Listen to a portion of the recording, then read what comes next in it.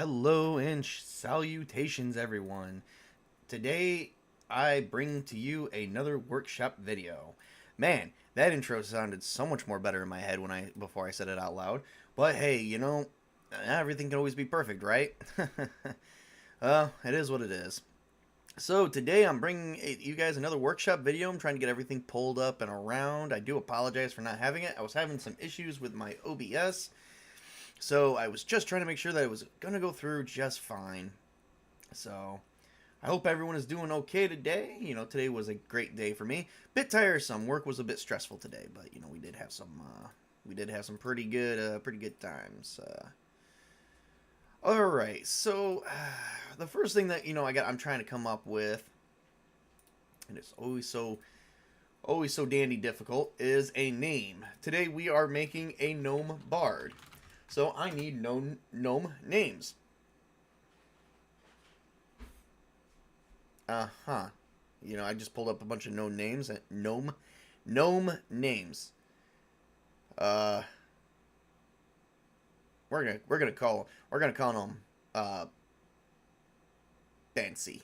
There we go. Or Fizzy Buns. Who comes up with half this shit? I mean, seriously. How do you gnome a name? Oh man, name a gnome. How do you gnome a name? Wow, I am so tired tonight.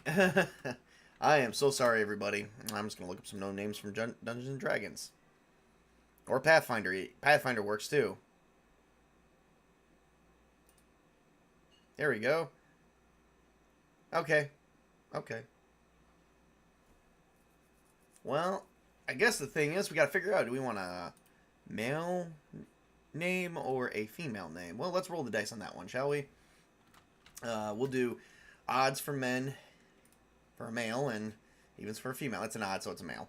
Okay, so let's try to come up with some known names. Okay, some male names. You know what?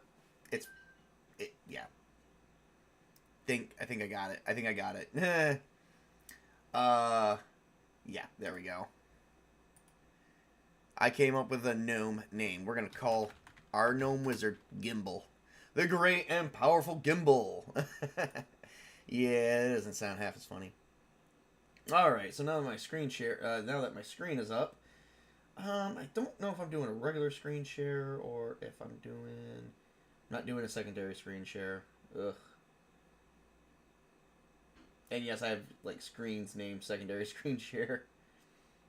It's ridiculous. Oh, here we go. I think this is it.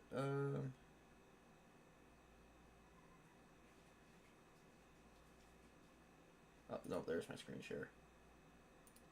Gimbal it is. So let's go to Gimbal. Here we go. We got Gimbal's page up. All right. So I already came up with... this Gimbal is going to be a gnome wizard. And that's what I'm hoping to show you guys here today. So I'm a bit everywhere today. I'm not sure, just kind of a weird, awful day. All right. So we got a gnome wizard. Let's start putting this in. So we got Gimbal. Going to be a wizard. A race gnome. I've already rolled the alignment where he's going to be chaotic neutral. And level 1 character. 0. This information we know how to put in. Alright, so now it's going to be how to make a wizard here. Okay. Reason why, I'm showing this is because it's always good to have another workshop video. That way, people can see the same thing multiple times. Plus, I'm going to use Gimbal. Gimbal and all the characters I'm using, I'm going to use in a one solo dungeon delve. I'm going to come up with some. I'm going to come up with some actual personality for these characters and whatnot. I'm going to talk about them, and we're going to do our own solo dungeon delve in the near future. That way. Because I thought about doing it for a player, but you know what? One of the players that asked me to do it, the problem that I actually started having is they're not doing it alone. Is the issue? There's other players learning too. So instead of me teaching a bunch of players solo, I do understand if it's a way some people can learn. I'm not trying to get out of that one way or the shape or form. It's just best way for me is not to play a bunch of solo games, but I have other things to do too. So Anyway, so for these are the numbers I have to work with. A 12, 12, 16, 12, 15, 12. There's a lot of 12s in there. Alright, so the primary attribute is always intelligence for a wizard, so we're definitely going to do a 16 here. 16, it's done and dealt with. 15 is generally for now we got 15. You know, you don't really need strength and dex for that. I mean, con could get away with it, but maybe wisdom or that. That's hard to say. That is hard to say. There's 4 12s, so whatever one I pick next. I think I'm going to just do 15 here, and then 12s for the rest. Alright. However, gnomes do have modifiers, because they do have stat modifiers. So let's see what a stat modifier gnome gets. Okay, so gnomes can move 30 feet, which I'm going to put that in there. That's good. They're technically medium-sized creature? I figured the gnomes were small. Oh, wait, that's for an elf. Never mind. Okay, so gnomes. Here we go, right underneath here. Okay. You're giving the wrong thing here. So, gnomes are 20 feet. Yeah, we'll see about that in a little bit. They're 20 feet. Okay. They do get a +1 to intelligence and a -1 to strength. So intelligence has moved up to 17 for the +1, and then the -1 is for strength, which is 11. So that doesn't change anything one way, shape, or form. So yeah, there we go. Other than it does change the carrying capacity. Let's see. What do gnomes get? Their racial abilities: animal empathy. The gnomish relationship with nature and its creatures allows them to communicate with burrowing mammals. Huh. Cool. So we get animal empathy, and this goes down here.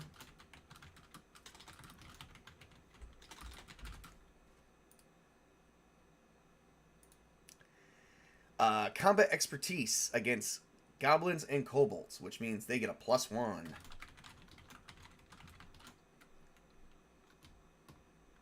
I think a +1 to hit, not for damage, whenever they're up against goblins or kobolds. Dark vision, 60 feet.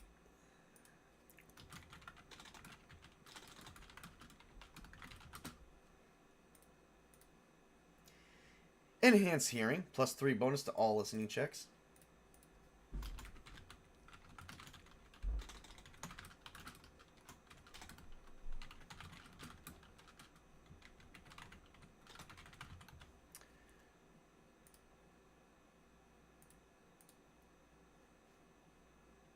And spells. Gnomes have an inability to cast the following spells once per day. Ooh, okay. So we get some first level spells. And the list is Dancing Lights,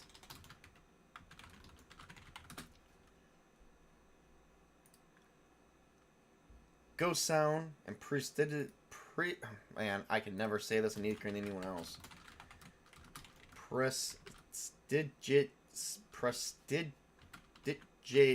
Oh, for God's sakes.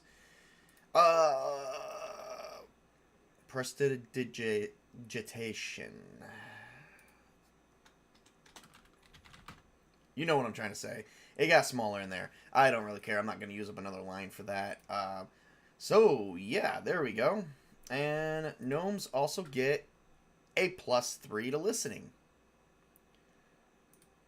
They even get a +3 to listening. +3 to listen. That is weird. They get enhanced senses +3 to listen. Is an ability modifier. I wonder if they merged all that together. I'm going to have to read that because that's not how it read in the 7th. Definitely not how it read in the 7th printing. Oh, wait a minute. That's not there either. So, no, that is actually totally separate. Yep, that is actually totally separate. Okay. Plus they get an additional +3. Wow, they already... So that's like a +6 already out the door. Jeez.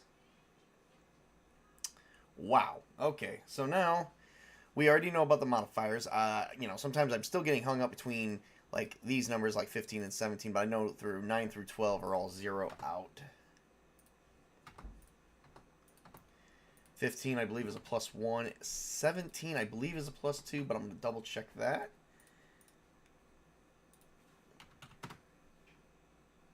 No one's in chat yet, so yeah. 17 is still a +2. Good, good, good. So that +2 was coming my way one way or the other. Alright, alright. And I don't get any modifier to my AC on this one. Okay. And gnomes get a wide list. Now, the way I always play... the way I always play this game is you start off with common and whatever. Like if you're another race, you get to play with common, and like say for gnome, it's common and gnome, and then everything else counts as bonus. So you get common and gnome. I don't think it's fair to have a whole list of languages for people to understand. And, you know, here we got a choice between Dwarf, Elf, Goblin, and Kobold. Now, I got a 17 score with +2 modifier. I get to choose 2 more languages. It is, to me, it's always based on intelligence. I'm going to go with, you know, it's always good to understand your enemy. I'm going to go with Goblin and Kobolds. Since they don't like that, they understand their languages. So that way they can understand anything that the enemy is trying to hide from them. So, now that we're making the wizard and we got everything down for that, we are moving on back to the class real quick, which is the wizard class, to get down some more information here real quick. Okay, so we got a D4, and the next level is 2601. We got a D4, 1D4, haha, and I don't got a modifier, so so we get 4 points there, and booyah. Yeah, not very strong, is he? Not very strong at all. Alright, let's see what kind of class stuff we get. Spell use. We get spells. And for a 17 modifier, I get a 2nd level spell. Yay. I get a bonus on a 2nd level spell, but I can't use it until I reach the appropriate level, until I start being able to use it. Which I can't use 2nd level spells until 3rd level. Awesome sauce. Okay, so, and I do get spell books. Alright. So, for 1st level, I get 4 0-level spells and 2 1-level spells. Plus, I think I also get a bonus on that, too. So, let's get the number of spells down. 4, 2, and then 0, and then bonus spells. You don't get any for there. And let's see here. At a 7... Okay, so... At a... It says here... A 5th level wizard can cast 5 0-level spells. Okay, that's not what I needed. Thank you. Here we go. Bonus spells. Okay, so if I'm between 13 and 15, I can I get an extra 1st level spell, and if I'm 16, 17 or higher, I get a second. I get also a second level. I get a bonus 2nd level spell, so I get 1 1. Okay, but I can't really put anything here until I start using it. So I'm supposed to have a total of 4 0 levels. And so far, 3 1st levels. So, alright, good. And here's my spells. Look at that. So, let's go to the spell list for wizards. Because they have their own spell list. I think I'm going to go to... Alright. Alright. I think I'm going to just roll for these. I get to roll 4d12s. Like I said, I'm just going to roll because... And hope to let the magic happen. Okay, so... I gotta roll 2 more. Because unfortunately I got doubles. Okay, here we go. Alright, so I get... Alright, so with my numbers set here for 0 level, I get Dancing Lights. Which I already have. So I'm going to re-roll that one. Alright, there we go. Okay, so... We're going to go with Detect Magic. Yeah, I'm not getting... I like to put the level next to it. So that way I know what it is. Detect Magic. The next one is 7. Light. Which light is object shines like a torch. Boy, he's useful. And then message, and then open and close.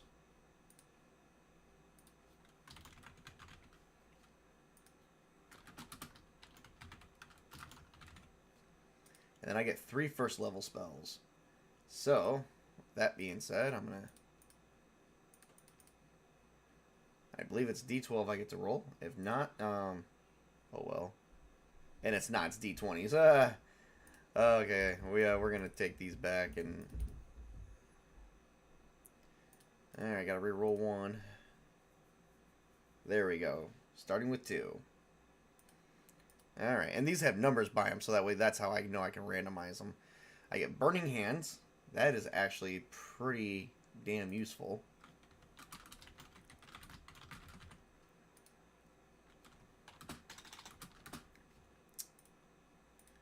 I got, that was 2, 5. Comprehend Languages.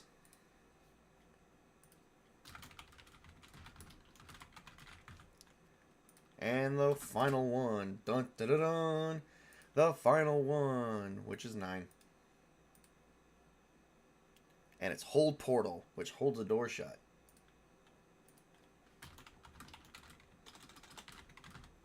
Alright.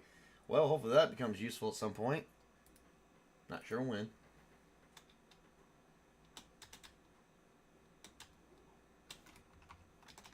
Alright. Alright, so now we got our spells. Gonna go back to the wizard real quick, just to make sure we got everything. Wizards do have spell books, which we carry around with us.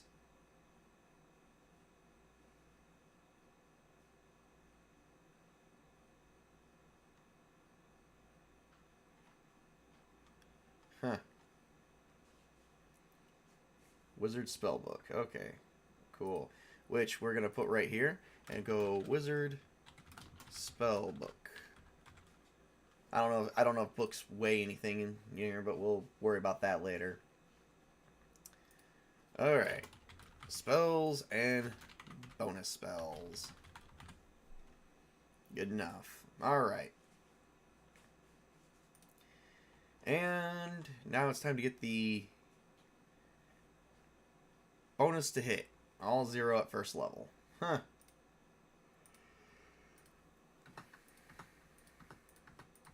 And the shitty part is those are the mods, so it doesn't really matter.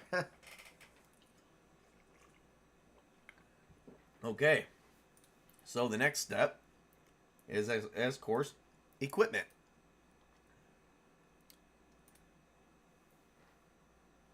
Ah, Pops. Nice for you. Yeah, caught you live, my brother. Keep creating. That's what I'm doing, Pops. Thank you so much. Hopefully you'll start catching me on more and more often. I'm not giving up. I'm continuing.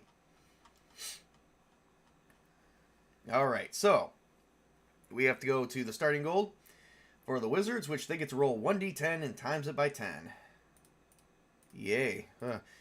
Wait, hopefully I don't... Okay, it's 80. Thank God I didn't roll a 1. That would have been terrible. So I rolled an 8, times it by 10, that's 80. I got 80 gold pieces. Woohoo! Now, you know, wizards don't really wear armor. Okay, they really don't.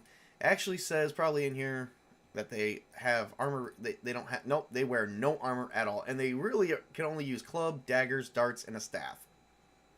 Well, I'm going to buy some daggers and some darts. Maybe I should buy a staff. Staff would be easier. So I'm going to buy a staff and some darts. Staff and some darts. So, going back to my... In the book, you can still get the 7th printing. And I'm pretty sure I still have Troll Lord Games 7th printing book link in my description. So, keep that in mind for anyone who wants to check this out. Alright, so staff doesn't cost anything, so I don't have to pay any money for that, and it's 1d6. Alright, well that would be staff, melee, which is strength. I get to choose my secondary. I'm going to go with charisma. It's my second highest, like I said. 0, 0, 1d6, 0, 1 to 6. Yeah. Yeah. And if you want an expert staff where you get an extra bonus to hit and extra bonus to do damage, I think those exist. It's going to be weird because really, nobody really doesn't do anything where there's no money available. This would actually be zeroed out. So, EV4 for the staff. I got to keep that in mind. So it'd be zeroed out, but, in a sense, at that point, I would say it's 1 gold piece. And then it's like 25. You got to times that 1 by 25. So, yeah, 25 gold pieces, I can get expert staff. Maybe I should do that. That would be interesting. Probably stupid, but, interesting to do. And then darts. I got to get more darts, though. So we get a dart section over here. We got this. And then darts are 1d3. That 1 to 3. Yeah, they're really a damager here, right? 5 silver pieces a piece. So if I want, let's say 10. Okay. That would be 50 silver pieces, but that would actually translate into 5 gold pieces. So we'll say 10 here. We have 10. We're going to come down here to this one. I always like using these because you can do stones and other arrows and bolts. Go here. Mark. Mark 1x per.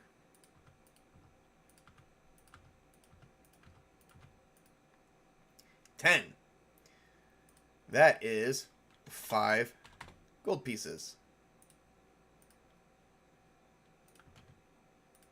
Oh yeah, man. Look at that. 5 silver times 10. Yep, and then divided by 10. Yep, that's 5 gold pieces. So, all right, and is there an? All right, so I got 10 of those worth. I don't need to actually mark that, but I do need to mark the range. The range of my dart is 20 feet. Yeah, that's like a big ordeal. And EV1 for each. So, and that's for each. So, unfortunately, I got 10 of those. So, yeah, that's 10. So, that's 14. Alright, my worn armor is 14. Alright, and then my wizard spellbook, which is also free. Wizards get a lot of free shit. Let's see, what's the price of a book in here?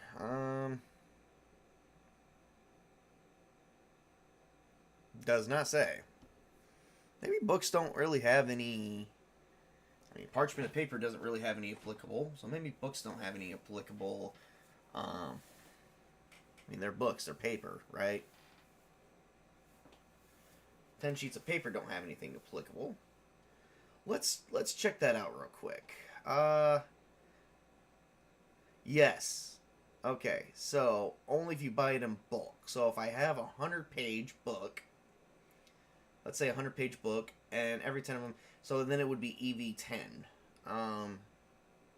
Because the only way I could do that is if I buy, let's see, if you buy in bulk, more than 10 treats the EV as 1 per 10 items carried. So I can carry 100 pieces of paper.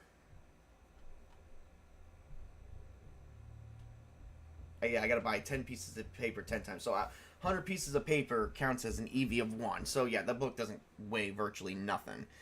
Technically, even though you only have a couple spells, still treat it as an EV1 minimum. I mean, that's more than reasonably fair for an encounter value on that. Alright, so we still have...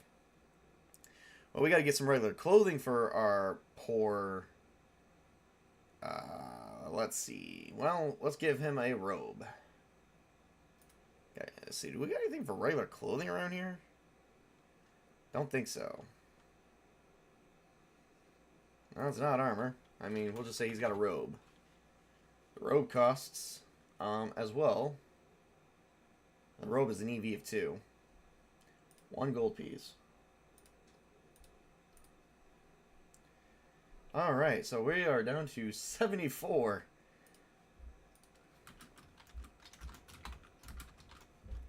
That is 16. Alright, well, let's figure out what our encumbrance value is.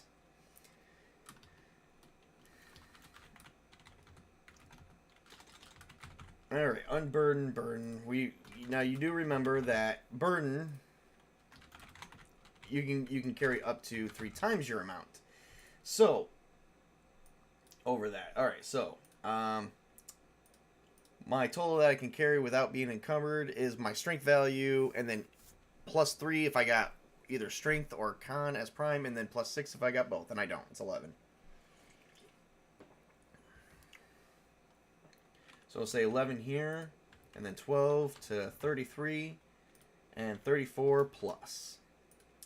So I so far have 17. Well, I'm pretty much well on my way for all that.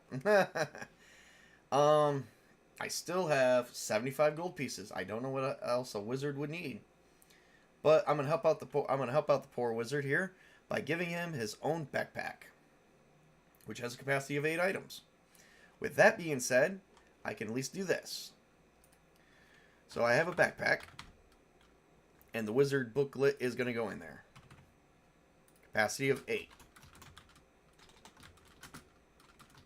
Alright, so that means the wizard book is booyah, 0. EV's 2. Alright, so that bumped him down to 16. Alright, now 16 is where he's going to stay. Because the next thing a wizard is always going to need. Well, eventually they're going to have to eat. So we're going to definitely buy some rations. Week's worth of rations.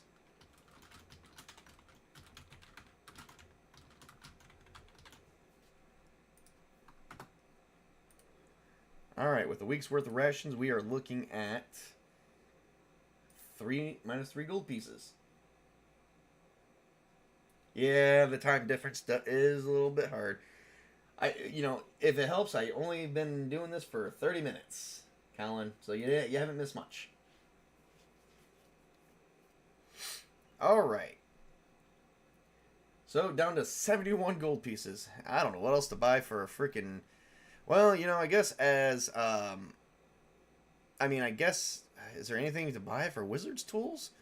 Spellcasters? No, he's got a robe. I mean, he's got to have a robe somewhere. He's got to wear something. Maybe I should have bought the cloak, too. Who the hell knows?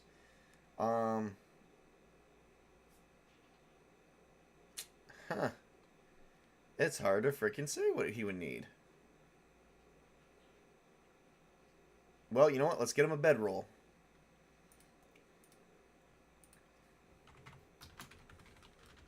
And that would count as 0, so I've got 3 items in there, and I can carry 5 more. Woohoo! Bedroll's important.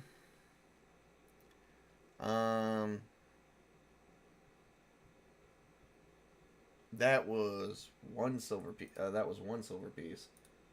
So minus the gold.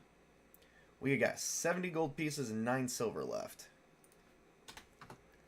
Boy, he's kind of raking in the dough, but, I guess you don't really need much when you're a wizard. You don't need armor. Okay, and we're going to carry a water skin, because water skins are important. At least to me they are. People are like, I'm not going to buy a water skin. Why would I need a water skin? What is important about a water skin? Well, everyone, let me tell you what's important about a water skin, because I have nothing else to talk about, because wizards are so terribly, this is why I never play a freaking wizard. So, 3. Well, it doesn't actually freaking matter.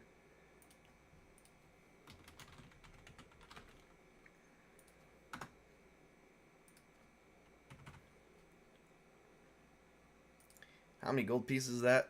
Water skin. 1 gold piece. Also, you gotta be freaking kidding me. We are, spending whole pennies. No wonder why freaking wizards are so got so much money. They don't really need much. 1, 2, 3, 4. I could still buy 4 more items and it not phase me. Okay, well, I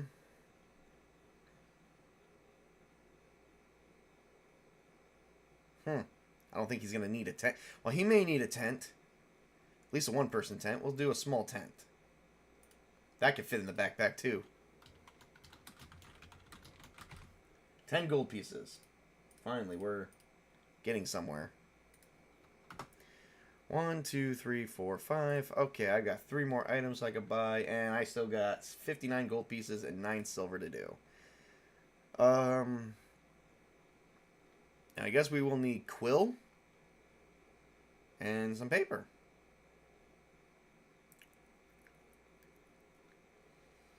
We can do parchment at 5 gold pieces. 10 sheets. I'm going to do 20 sheets.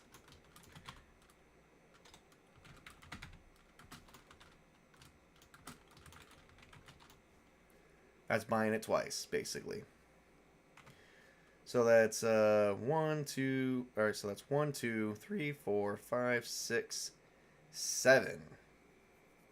All right, that's another 10 gold pieces there. You're probably wondering why we would need that. Well, you know, maybe the wizard would like to journal, keep his own records of his own stuff. You know, you never know.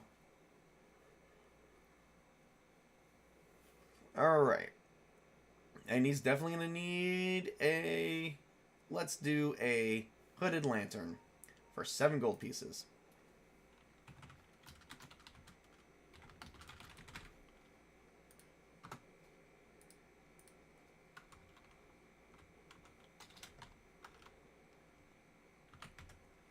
So 1, 3, 4, 5, 6, 7... Oh, wait a minute. I already messed this up. Because... These rations, well, that counts as 1 week. I think that would still count as 7. So, we'll do 7, 8. Yeah. Actually, we'll... No, I already spent the money, so it's all good. Hooded lantern. You know, it's hard to determine that. Because you could buy 1 week worth of rations. Wondering how that would work. And there's nothing special in here to talk about that. 1 week worth of rations would be 7 days.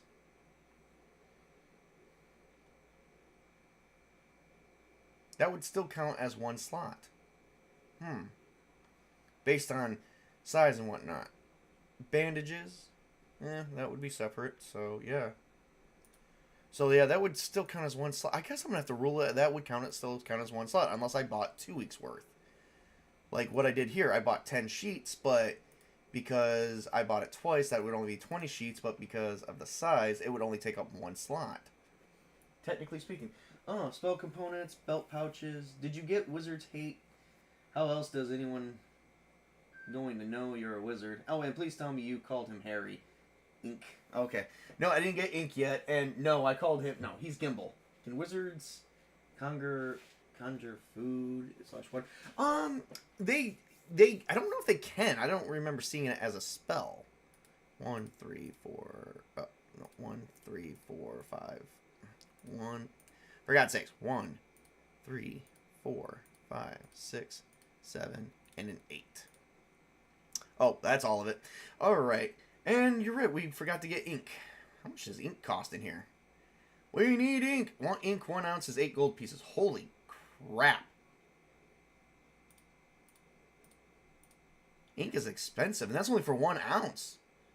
Jeez. And it doesn't cost anything. Let me get ink.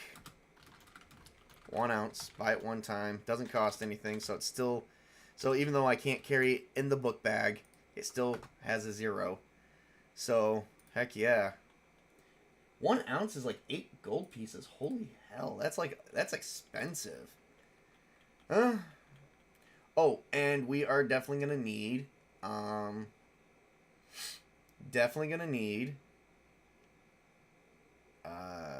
quill. Here we go.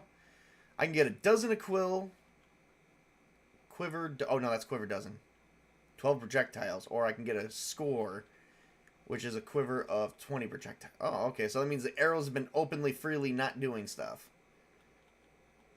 And that's capacity. I didn't even know that. Wow. I think I learn everything every day when I go through it. I usually give people a free quiver with their arrows. And for that 2 to 4 gold pieces, yeah, no, F that. I'm not giving them any free stuff anymore. A quill is 1 silver piece. Alright, well, that's fine. And I believe it doesn't even have an encumbrance value. It doesn't even have one at all. You could carry 10 quills on you, and you'll never have an encumbrance value. Awesome sauce. Alright, that's... Okay, so we're down to 34 gold. 8 silver. He's got food, he's got water. He's got darts. And they suck. Yeah, I'm gonna definitely have to go through my my other characters and give them a quiver. Pretty sure they got the gold pieces for it. I'm gonna have to go for the score for 4 gold pieces. Alright. And let's see what else we have here. Oh, we do have a lot of stuff. Vellum. I don't even... Vellum, 10 sheets? That's more paper. Good grief. Hey, you know what? We could buy a small animal to help carry stuff for us. I should name him... Oh, free quiver? Now you tell me. Yeah. Man, usually people get free quivers in Dungeons and Dragons. And I keep forgetting that that's not what this is. Alright, let's see here. Armor and weapon oil. I guess I should make my people roll for stuff. Oh, I could get a large chest. Nice. Well, let's get some flint and steel, shall we? Flint and steel. 1 gold piece. And flint and steel has no applicable value as well, but it's only good for one-time use, I believe. So I'm at 18 encumbrance. Let's see, what else did Troublemaker? Probably more of a druid / priest spell. Oh no, wait. At Troublemaker, can wizards conjure food / water? Yep, yeah. All right. Wizards can do a lot of things. Just not everything you would think. All right. I think we've pretty much killed everything. I don't know what else. I mean, I'm still debating on this medium, either the small or medium animal, because they would be able to have... Why do they... Wait. Oh, wait, that's for probably the traps. Higher medium animal, and then they can carry half my stuff with me. It's like, I'm gonna carry a... I mean, it's a gnome wizard, so a small creature getting a medium-sized animal, they can carry that. Technically, I have the money for it. I'm gonna call him... I don't... Let's check in on that. Medium animal, shall we? I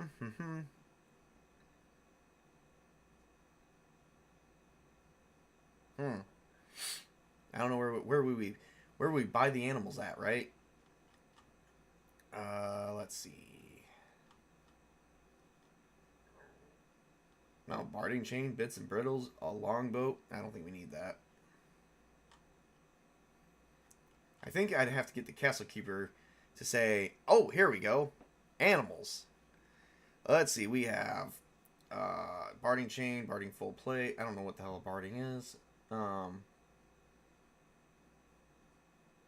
Bit and bittle, boat, canoe, chariot, coach, donkey. There we go. Donkey for 8 gold pieces, please. Let's see, feed per day. Oh man, that's totally that. Harness, heavy horse, light horse, a mule, an ox, a pony. I want a pony. I don't know. I don't think we're doing the pony. A war pony. Ooh, that's expensive. Like super expensive. I don't know. Let's see. A donkey costs. Now, I'm not wondering because it says here you can buy a medium-sized animal right here for 15 gold pieces.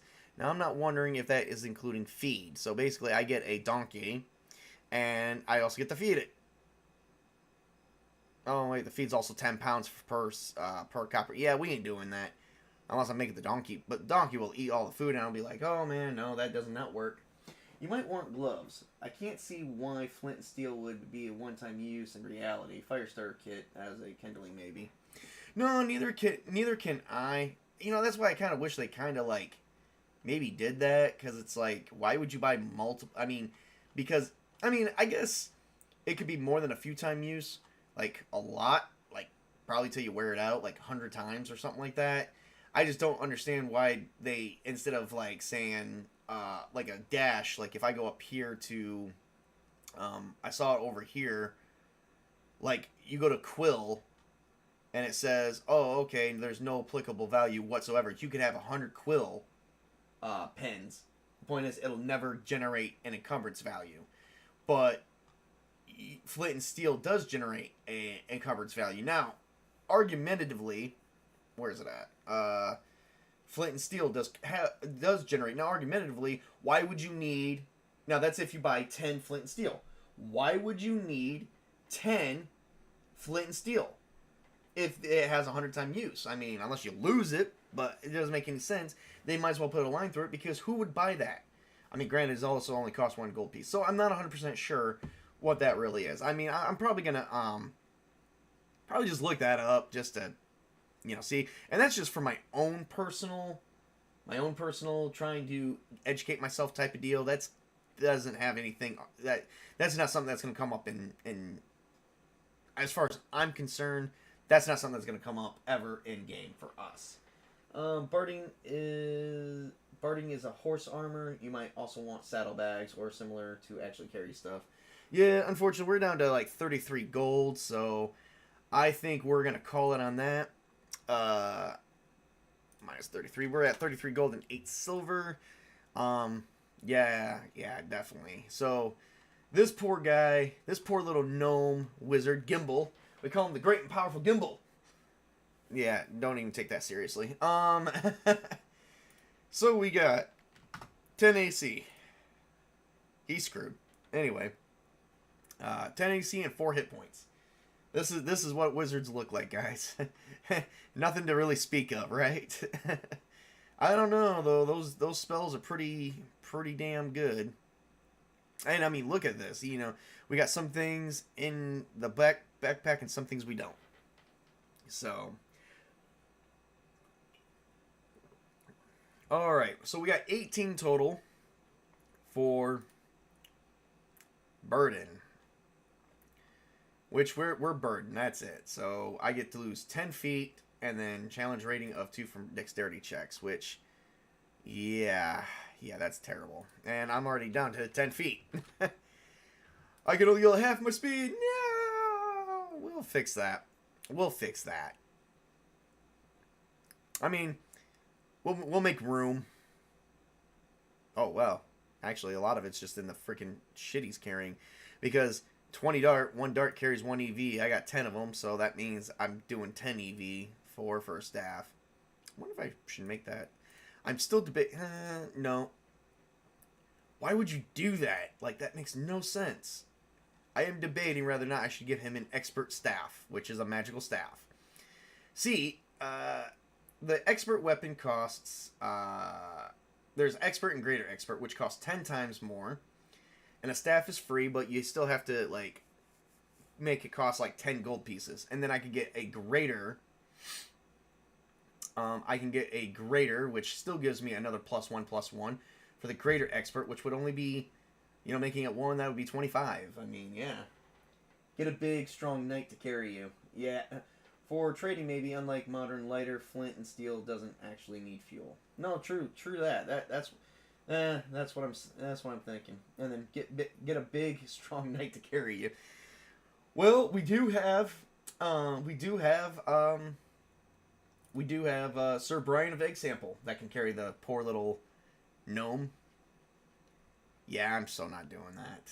Ugh. Expert staff. who would have a greater expert staff. I mean, at least that way it would do some damage. Because it would grant us... It would, if we do an expert staff, which is 10 times the amount, it would be 10 gold pieces. And I get to put one here and a one here. But if I do the greater expert staff, it'll be a 2 here and a 2 here. I mean, it's worth it because I'll get a +2 to hit right out the door. You know? But I don't think anyone's going to do that. And then that's 2 to 8. I don't know.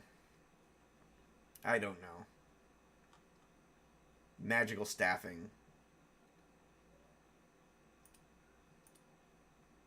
I mean, that would be perfect, but unfortunately that wouldn't apply to the darts either, so. Alright, well, we're good there. Alright, so with that said, I still can't believe I get like a +6 bonus to listening. And my listening would fall under wisdom, so yeah. Huh. That's just crazy. Alright, well, I think we have everything here. We got 33 gold left and 8. Well, now let's generate some things. Okay, so this one will be a male. Gnomes have some weird, weird ages. Let's see, hair. We'll do blonde. Another blonde hair. No. You know what? We're doing brown hair. And brown eyes. And I'm going to crack open my nice little page where I have access to my own stuff. And we've only been doing this for 47 minutes. Maybe we should do one more. Can a wizard use a dagger? A wizard could use a dagger. I just did the staff because it was also free. Technically, I could give him a dagger. I just don't see the point in that either. Because you're not really going to get too up close and personal. So why would a wizard even use a dagger? I mean, I don't know. Alright. Well, I get to... Alright, so my wizard is going to be 49 years old, and that's young. That's young for even a gnome wizard. Ugh. That's like starting age. And let's do 2d4 dice roll for everything else. So 1, 2, 5. Alright, so he starts off. He is currently... How tall is he? 3'5".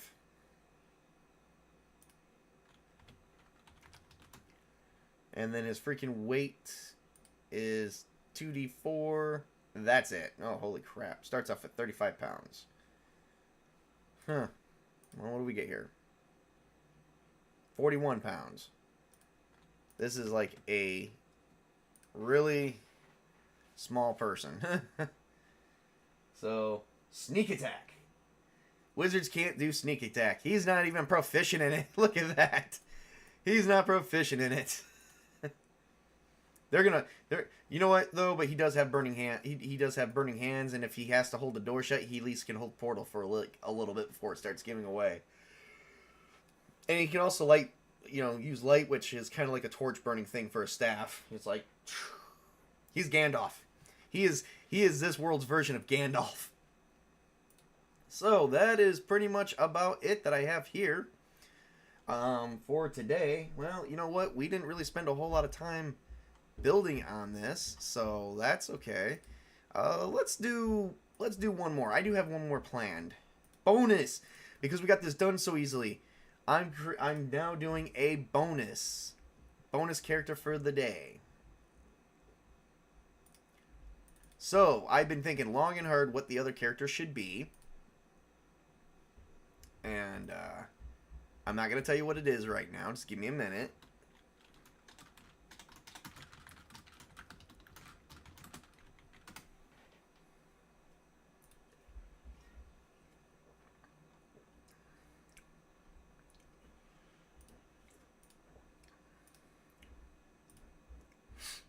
Okay.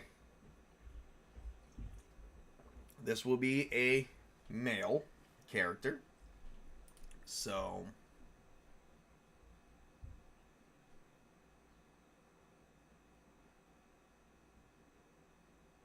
I don't like these names. Really don't like these names. You know what? we're going to call him... We're going to call him Hank.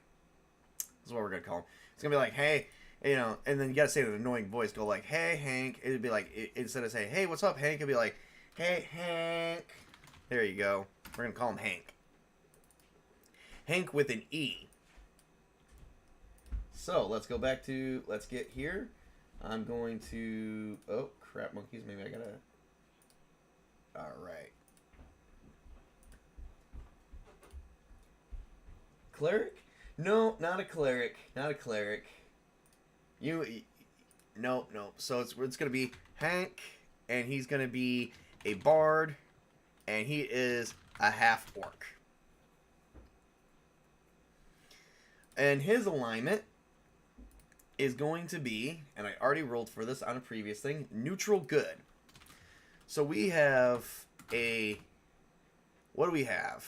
We have, I forgot what we had. I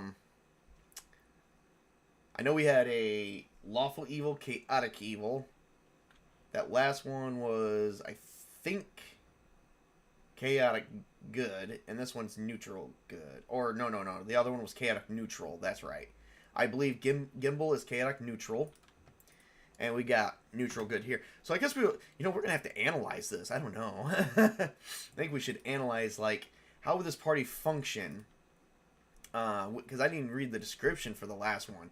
How would this party function with the way they are? It would be freaking crazy, if you ask me. Alright, well, before we get too much into getting close here, I'm going to save that before shit goes all wonky. It's already gone wonky. It's already gone wonky.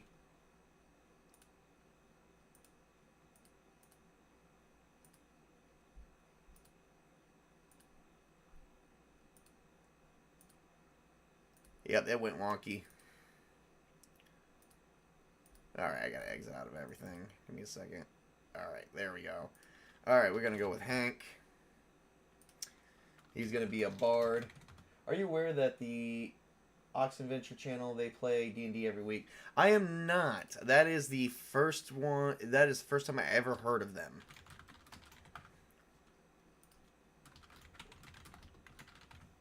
Alright. You know, I unfortunately, yeah, that is the first time I ever heard of them. Which is probably pretty sad. You know, the sad thing is, like, I do actually know of quite a people who do play D&D every week, and you know, that's really, like, my biggest problem is trying to catch all these channels. And that's, like, my biggest downfall is I just don't have a whole lot of time. Because I do have, you know... Hate to be the guy who says this. I'm pretty sure we're all in the same boat, but we all have a life outside of gaming. And unfortunately for me, I have kids. So, you know, kids are very much important. And you know what? The kids, I D&D my son's group. So yeah, you know, I am pretty busy. So all right, so we got a half orc right here. Goody. All right, let's see here. So. They know common, but and they do know orc. The only other one they get is goblin. I don't entirely buy that for $1. If anyone ever wants to know the references of why I keep saying, oh, I could buy that for $1, just to let everyone know straight up, have you ever seen the original RoboCop from the early 80s, early 90s? There's a commercial saying, I could buy that for $1, where things were actually sold for constantly $1. And now it's like you can't even get shit for $1. So, yeah, whenever I could say, yeah, I could buy that for $1, that's the commercial I'm referencing. Well, coincidentally, one of their characters is Dob, the half-orc bard. Oh, you know what's funny is I took this from, he sort of took this idea from, I was thinking of doing something for a bard, and I thought a half-orc bard because, one, half-orc bards are not really commonly known, or commonly often used as a combination for starters, and then the second thing that I thought of is Yogg's Quest, the first one where they actually played D&D. I don't know if you know the Yogg's cast, Lewis and Simon and all them. If you don't, check them out. Alright, so the numbers I have to work with is 9, 10, 14, 8, 12, and 9. Well, charisma is the primary attribute of this, so we're definitely going to go with 14. I don't think they're going to need anything like this, so I'm definitely going to do 12 and 10 up here. 12 for that one, 10 for that one. Oh, no, actually, scratch that. I'm going to do 12 for this one. Ugh, gonna have to charm some things. I definitely want to do 12 for con, 10 for con, because I don't want a negative con. Really don't. And then 9, 9, 8. Well, he's not very wise. So we already know 9 through 12 are all zeros. That's a -1. And I believe 13, 14, 15 is all +1. So, okay. Alright, let's see what else we have here. A D10. Ooh. Oh, wait. Let's do the modifiers real quick. Let's see how the modifiers work for orcs. Half orcs. Okay. Let's check the modifiers for half orcs. Half orcs get a +1 to Constitution and Strength, but a -2 to Charisma. Well, that is kind of stupid. -2 to Charisma. And that is a +1 to Strength and Con.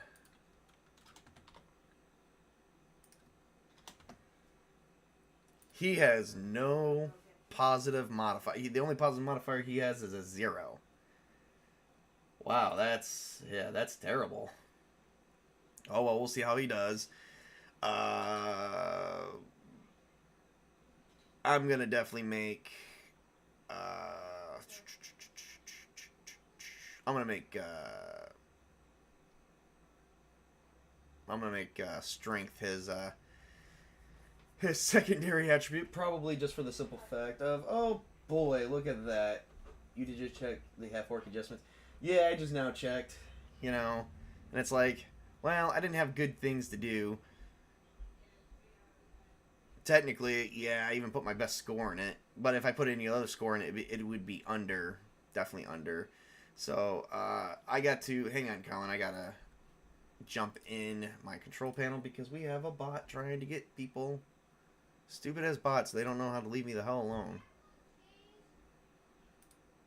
Oh, Lord. There we go. I'm gonna toss that bot out. Be like, yo, you. Hey. Remove. Take care of the bot. And participants.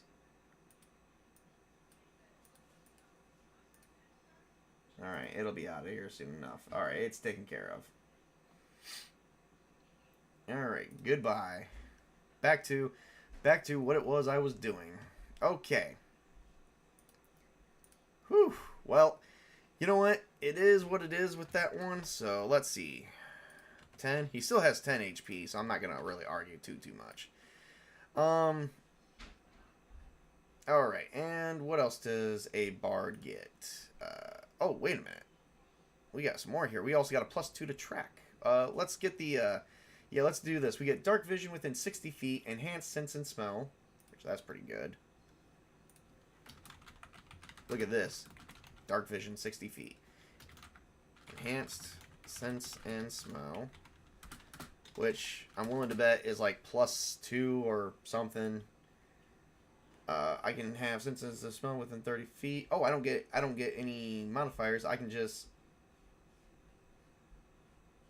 of creatures within 30 feet or within 60 feet of the other creature upwind. Oh, I can just smell stuff.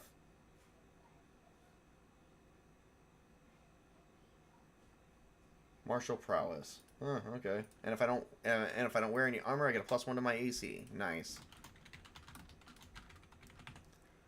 Well, I'm probably not gonna wear any armor anyway, and resistant to disease.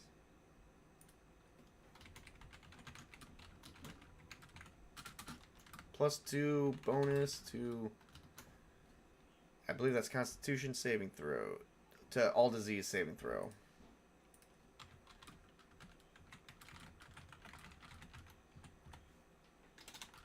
All right. I don't know why I keep putting the fucking period there. Okay, so there's that. And then I got a +2 to track. Well, this is going to be kind of weird. Guess that's why there are no half-orc bards. Yeah, pretty much. I'm pretty sure that's got something to do with it. Because a bard's primary attribute is charisma. So you would always put the best score in the main attribute of the class, too, as well as whatever in the secondary. Freaking amazing on how that went downhill quick. But it's okay. I'm still going to work with it because, number one, I never give up on anything like that. So, you know, it's like, oh, so it didn't work out in my favor. Ooh, boo-hoo. That doesn't mean, you know, we don't know how we're going to play. We don't even know how this character's going to react in a scenario. So we're going to probably give it a scenario to react in.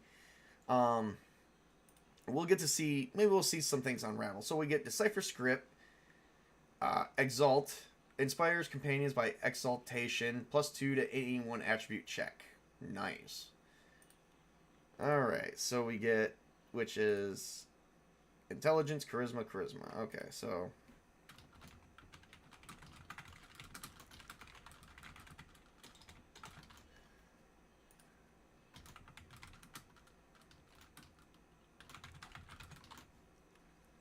which does require checks.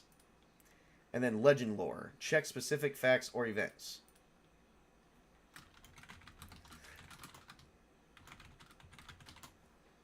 Huh. How is that charisma? Oh well, maybe that's got something to do with someone. And then 1501. Alright. Alright, so maybe that's got something to do with something. I don't know what. So, alright, so now the next thing to do is to get weapons and stuff. Yay, we're back to doing that. And we got Decipher Script, Exalt, and Legend Lore. I'm definitely going to have to print off some sheets for this. 1501. Alright, let's move to completing this. Okay, so we didn't read the other characters, but this one is, I think I said neutral. Good characters of this alignment have a healthy respect for both law and freedom, typically choosing a road betwixt the two in order to achieve benefits and mercy for all. And then the other one, I believe, see, we got chaotic evil. I think it was chaotic neutral. Let me see which one was. Let me see which one Gimbal was. Let me pull up Gimbal just one more time. I want to see what Gimbal was. We're definitely gonna have to. I'm definitely gonna have to do an analysis video about how these characters would act. That's the greatest thing. There is a sign. Okay, so it's chaotic neutral. Characters of this alignment value individual freedom. They have no qualms in achieving it by whatever means necessary, good or otherwise. Oh, jeez. So we got lawful evil, Sir Brian. Chaotic evil. So Sir Brian is a human knight. He's lawful evil. Chaotic evil, elf rogue Leah. Chaotic neutral, gnome wizard Gimbal. And then we also have neutral good, Hank of health orc bard. So, yeah, that confused me as well, especially as the skill that my character would like to have had. I would have thought intelligence for a lore skill. Yeah, that's what I kind of thought was funny. Maybe, you know what? Let me read that. You know what? Let's read that. Because that is kind of interesting. Legend lore. You think... Okay, so bards are lore masters of myth and archaic knowledge. With a successful attribute check, a bard gains or remembers some relevant information about local notables, a legend item, a noteworthy place, or any other relevant... Okay, but why is it charisma? Is it like he's looking good while he's doing it? I mean, well, what's their description of charisma? I mean, maybe their description of charisma is different than what we think it is. Let's look up charisma, because then this just means I don't know. I need to go through this book again and reread everything and not think I know anything. This attribute represents strength of attractiveness. Okay, no shit. Willpower, personality, and leadership. It is a degree of which character is able to influence others. So unless you're... The only thing I can think of is that they put an emphasis on bards having sex to get information. Or maybe their information is coming from a collective of people that they influenced. You know, or something they overheard. I mean, that's the only way I would see charisma would apply. I'm sorry, to me, when it comes to gathering information, it's going to be intelligence, but that is just weird that they made it charisma. Maybe I'm just missing something. You know what? I'm going to do some homework on that. I'm going to do some homework on that because I want a better I guess I don't have a good understanding of charisma then. I'm going to go with that right now. 3d4 times 10. Ooh. 70. We get 70 gold pieces to buy stuff. Alright. We've only been at this for a little over an hour and we're already almost done. So rough. I mean, you get better at creating characters the more you freaking do it. You really do. To where this only becomes second nature. If I'm going too fast or if anybody has any questions, please feel free to stop me in the middle of the video. And unless it's game mechanics, because charisma is a prime stat for a bard and legend lore is a bard only skill. Yeah, I still don't understand why charisma. Well, hang on a second. Let me look up another fact.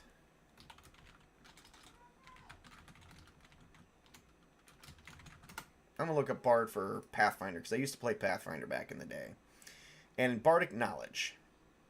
Alright, let's look at Bardic Knowledge. Because technically Legend Lore is a symbol of Bardic Knowledge. So Bardic Knowledge, a Bard... Oh, that's Bardic Performance. Bardic Knowledge. A Bard adds half their class level to all knowledge. Okay, that's intelligence. See? That's what I don't understand. Why would they swap that out for Charisma? Wait, Lore Master. Nope, also intelligence. So, I don't know. Like I said, maybe I need to get a better understanding of charisma. You know what? I actually know where I can find the information for that. I'm going to do some homework later because I am curious. I'm curious for my own self. Okay, so I don't want to bog this person down. So let's look at some leather. He's going to be a metal rock bard in medieval times. Then again, Decipher Script is an intelligence skill, and that's also a bard only skill. Yeah, that's true too. Maybe we're just thinking too much into it. I don't know. I do not know. Alright, so leather armor. He's going to have some leather armor. He's going to have leather. Wait, is it leather armor? Does it actually say leather armor? Oh, yeah.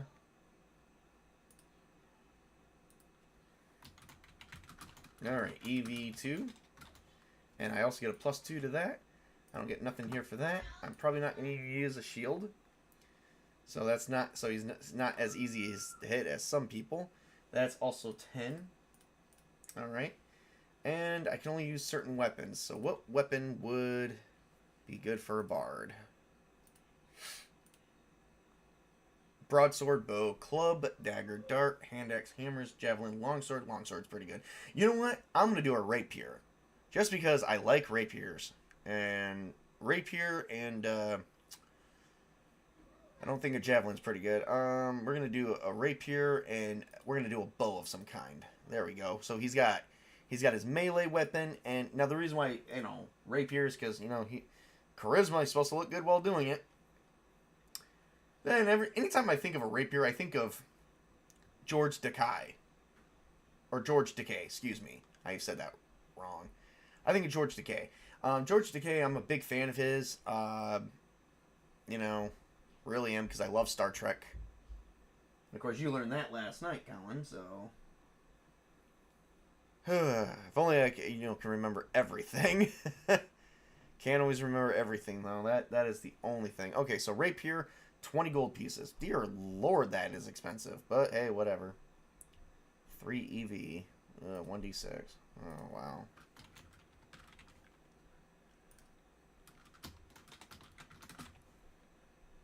wow. My mod for that is 0. 1d6. 0. And 1 to 6. That's my totals. And that is 20. I'm already down to like 40. Hopefully the sling doesn't cost a whole lot. Alright. The sling... Oh, it's free. I just gotta buy the bullets. Well, where's the stones? I think stones are free too. Sticks and stones, people. Oh, yep, rocket. Yep, I get to buy the... Yeah, I get a sling, and you can just say you buy ammunition, because ammunition for slings are free. Huh. Isn't that crazy? And also 0 for that. And I believe that's 1d4. Yeah, he's not very tanky. I think I've already got my 2 tanky characters. That is only going to kill. Okay, so that's free. And I get 50 feet and EV of 1. Encumbrance value of 1. Alright.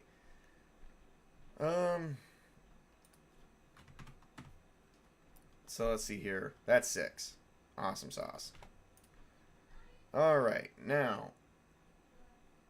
Alright, so he's got his weapons. He's got his 1 little bit of armor we're going to get. So he's got 12 AC. He's not too bad. What kind of bard should he be? I mean, he's got to be able to perform. Oh, and we forgot to... can Gimlet have a staff sling? You mean Gimble? Did you do secondary skills and advantage for Gimble? No, actually, that's funny you should bring that up, because I just now remembered I did not do that. I totally forgot to do either an advantage or secondary skill. And actually, the problem is I only did a secondary skill on video for Sir Brian, but I didn't do an advantage for... I didn't show off the advantage for Leah, and I definitely didn't show off... I didn't do one for Gimble. So we're going to go back and do those before I wrap up the video.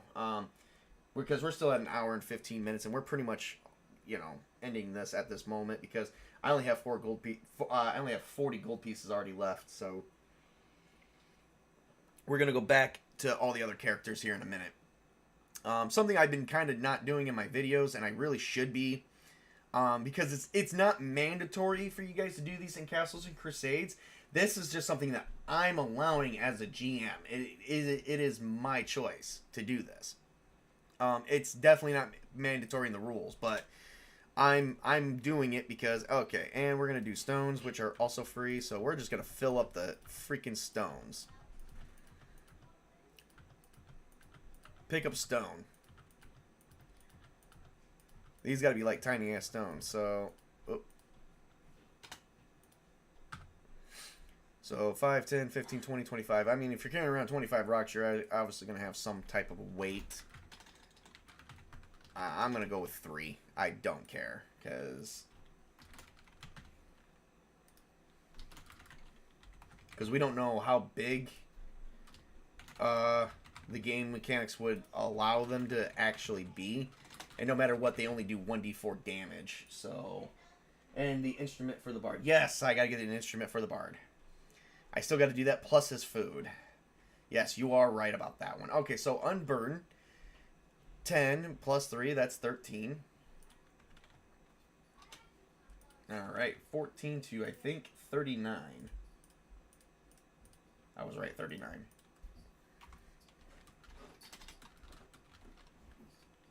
And then 40 plus. Yes, we definitely got to do an instrument for the bard. You are right. Alright, so. You know what? I'm doing a... I'm going to say 25 for that. You know, that's not going to go in anything. Okay, so we're going to do a backpack. I always love doing the backpacks for these guys because they need to have freaking backpacks. Okay. Backpack is only 2 gold pieces too. That's actually one of the cheapest things you could actually buy is a backpack. 2 gold pieces. Alright, let's go with let's first get the 1 week's worth of rations, because that's going to be the next expensive thing.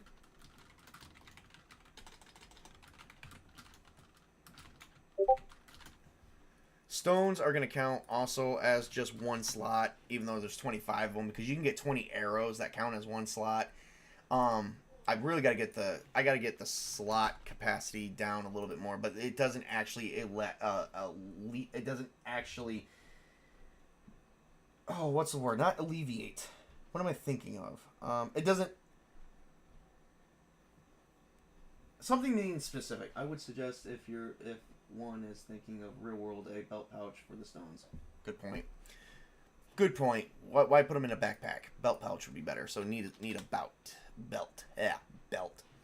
What was the term I was thinking of? They need to be more specific about what a slot really is and how much can be held in a slot. Because if you look at the book and you go, okay, you can buy 1 week's worth of rations for 3 gold pieces. Well, because you ain't got to buy it for you ain't got to buy or you could buy 1 day's worth.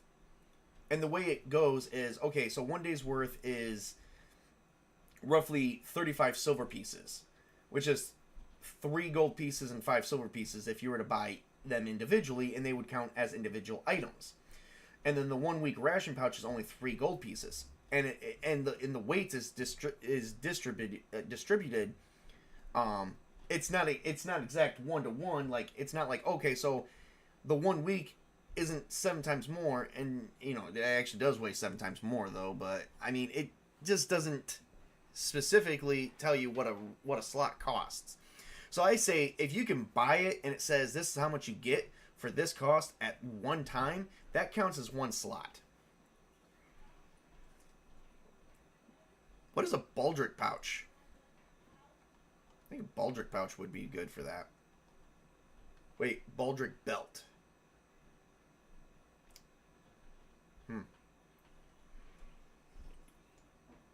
I mean, for people who don't really know, we play, for me, I'm not a reenactor of medieval times. I just study that stuff, but, I didn't live it. So, well, I can buy a belt for 6 silver pieces. Doesn't even have an encumbrance value. And then I could buy a large sack. And that'll give me enough room to put... Well, I gotta buy a couple large sacks, actually. Okay, let's buy the belt. You know what? Let's just buy the large sacks, because large sacks could fit around the waist. Essentially. So, for 25 of them, I gotta buy 3 of them. For 1 gold piece.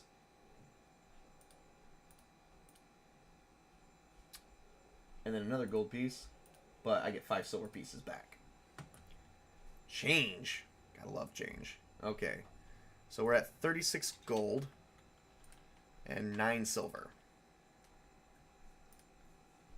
Okay.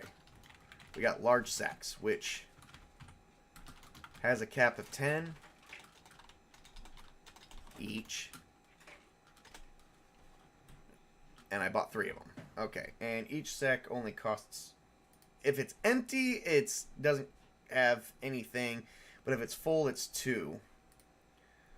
So... Yeah, 2 per one. So they're all 0 for right now until I put the stone... Alright, so... Obviously, if I try to put in 25 stones in the sack, I'm going to put 3 there just to count for that, and then 2 for the backpack. So then the sacks would weigh no more than 6 EV.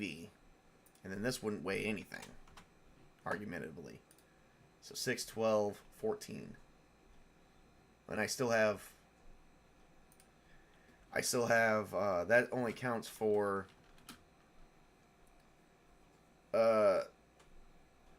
that will still leave me with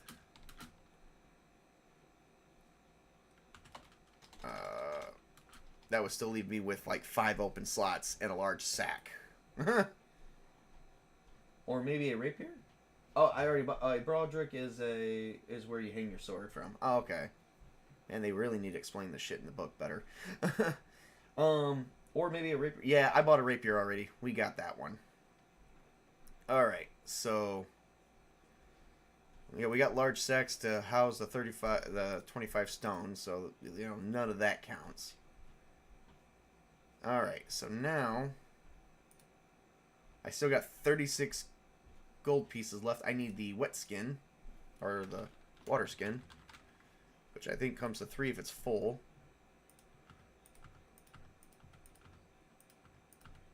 Because a week still counts in my world. A week still counts as a freaking... Oh, that doesn't count. That's 0. A week still counts as a freaking... as a freaking 7-day period. So... 1 gold piece for that, too. Okay. Alright. Well, we're obviously going to need...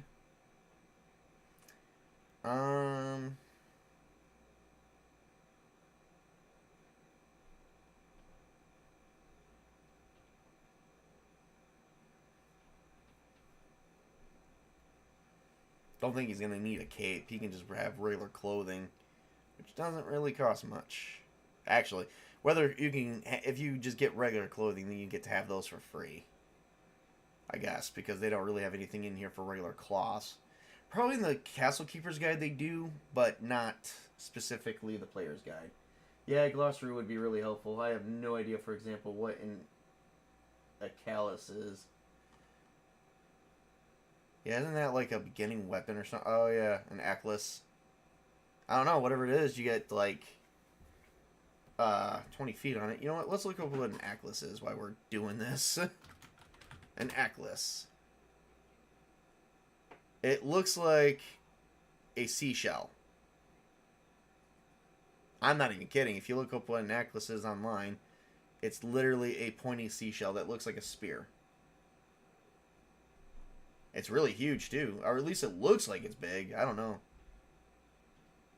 Huh. Just an idea. You don't have to look it up. Alright, so... Alright, we gotta get an instrument for this poor guy. And we don't even have... Okay, I'm gonna open up the Castle Keeper's Guide because I'm getting really sick and tired of not having everything here, it seems like. Seems like maybe the rest is in the Castle Keeper's Guide, sadly. Probably under expanded equipment. It's either expanded equipment or it's under different... Okay, here we go. So we do have stuff for rooms, stuff for rest, chocolate, wagons, horses. They even have better rations.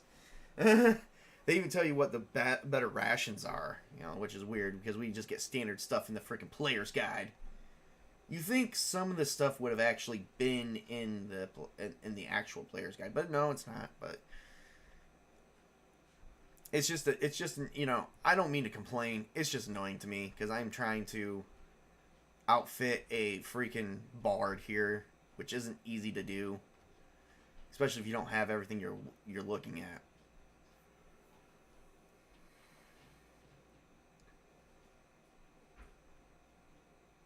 Yeah, you even got a chapter book. I mean, you got extra stuff in here we could use. Let's see here. Okay, so violet acid. Yeah, okay. Oh boy, did not go over well. No, I lost Hank. How far did I get? Okay, it looks like it still... Yep. It looked like it still retained all the information I had in here. Alright, well, I'm going to save Hank real quick. Okay, cool. Alright, saved Hank. Yeah, okay, not everything saved. I'm not going to worry about that. Alright, let me get... Okay, so now... Oh, boy.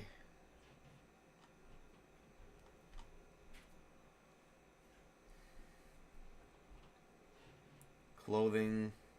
I mean, it leaves you up to... Yeah, it definitely leaves you up to... the sad thing is it actually leaves a lot of things up to you for creativity. So if I want to spend clothing or decent clothing on my character, I would definitely have to do that, you know, like makeshift that myself.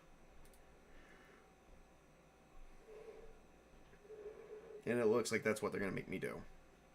Okay, so we're not going to worry about that. Alright.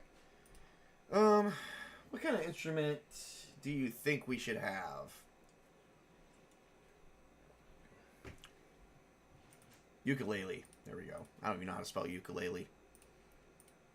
We're going to say medieval guitar. How about that? Did they have guitars back in the day? From what I can see in the player's guide, the mandolin is the only instrument that leaves your mouth free. Okay. Well, then he's getting a mandolin. We're just going to say that's 2 EV, call it good. And he can put that in a backpack. So guess what? That don't even count. Haha.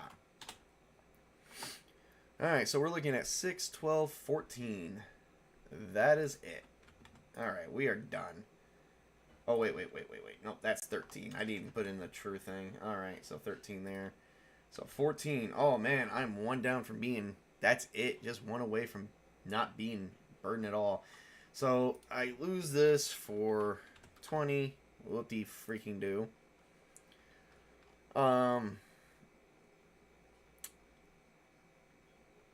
I don't even know how much a mandolin costs.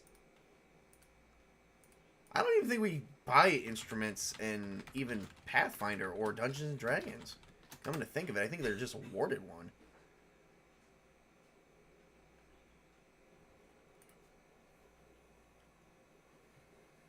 Huh. I guess they are too. Unless you get like a sentient. So you can just say you have it. Wow, that's okay.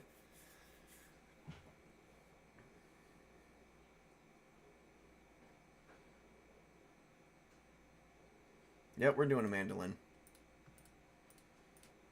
Alright. Alright, so... Yeah, that doesn't cost anything either, so... Hank, my half-orc bard. Alright, so we did say male. We're going to go with black hair. Eyes. Black. Age. What is half-orcs aging like? Half-orcs... Oh, they reach adulthood at 14. Half-orc bards are still young at 16. So, yeah.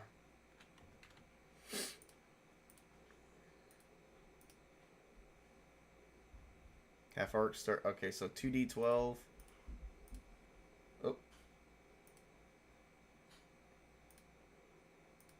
Oh, okay, 2d12. Gotta roll that twice. Alright, let's see what we get here. 17.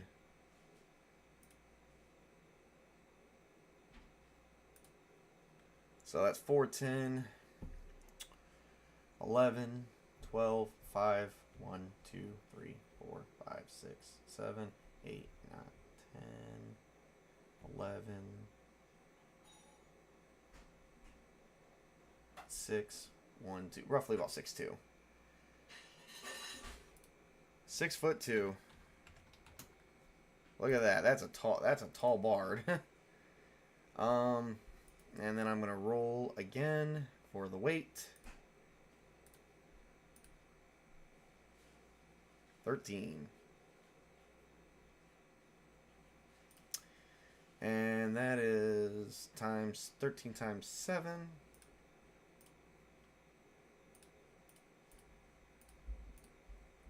91. Plus 150. Oh, jeez.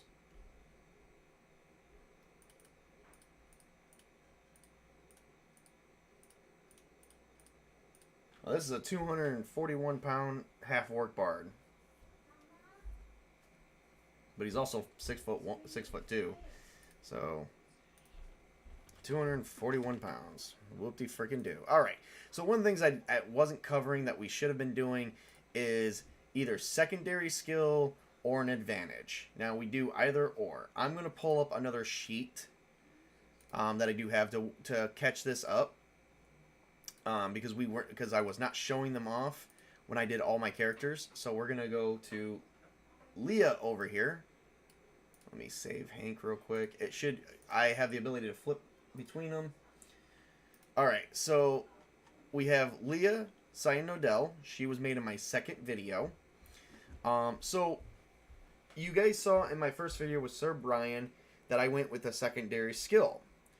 Well, with Leah, I decided that I am actually doing an advantage for. She was supposed to be the one I did the advantage for, and it looks like I didn't even pick a freaking... Oh, no. Wait, I did pick an advantage. So, in the Castle Keeper's Guide, 10 gold pieces, 2 EV.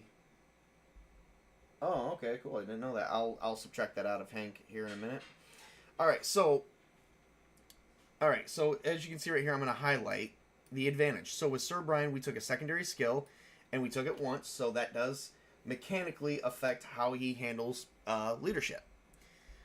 So with Leah, I decided to go with an advantage.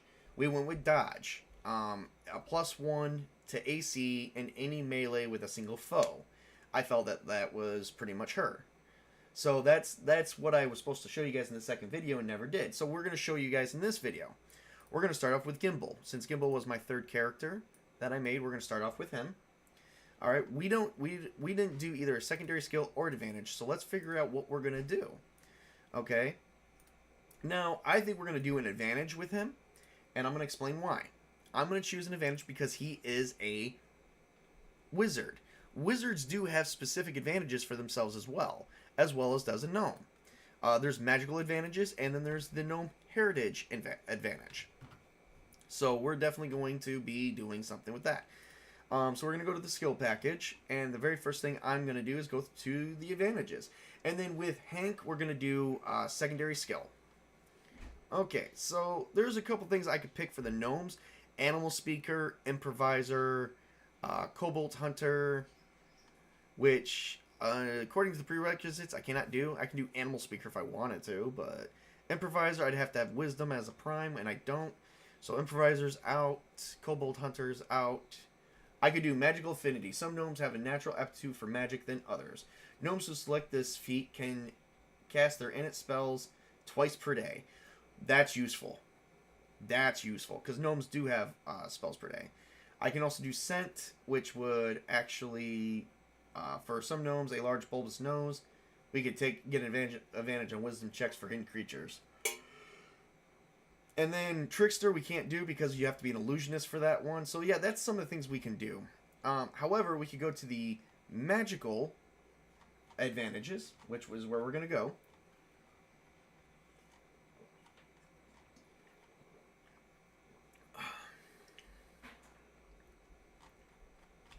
I'm still getting to the magical advantages. I do. Oh wait, maybe I went too far. I did. Here we go. Magical advantage. Here we go. So some of the magical advantages is Adept Summoner, but you have to have access to summoning spells, and I don't.